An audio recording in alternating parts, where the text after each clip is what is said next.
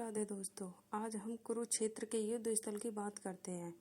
धृतराष्ट्र ने कहा, हे संजय, धर्म भूमि कुरुक्षेत्र में युद्ध की इच्छा से एकत्रित हुए मेरे तथा पांडवों के पुत्रों ने क्या किया। भगवत गीता एक बहुपंडित आस्तिक विज्ञान है जो गीता महात्म्य में सार रूप में दिया हुआ है।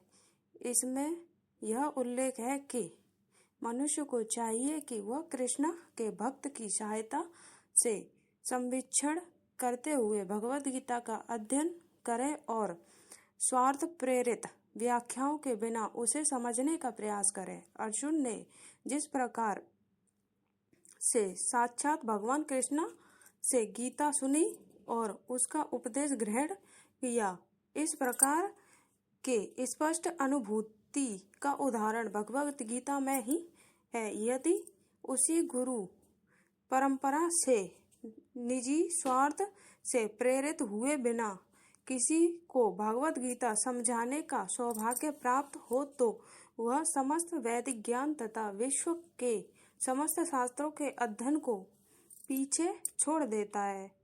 पाठक को भगवत गीता में न केवल अन्य शास्त्रों की सारी बातें मिलेंगी अपितु ऐसी बातें भी मिलेंगी जो अन्य कहीं उपलब्ध नहीं है। यह गीता का विशिष्ट मानदंड है।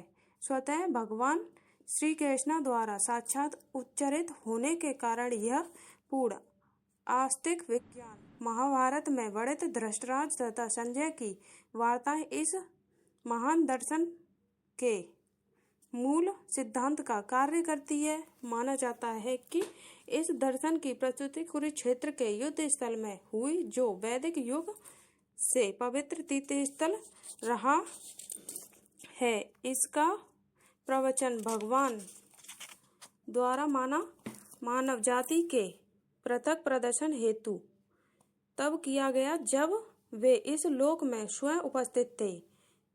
धर्मक्षेत्र शब्द सार्थक है क्योंकि कुरुक्षेत्र में युद्ध स्थल में अर्जुन के पक्ष में भगवत गीता भगवान स्वयं उपस्थित थे।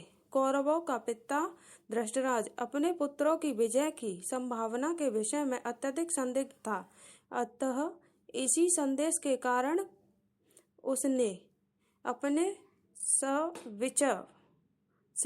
सचिव से पूछा। उन्होंने क्या किया?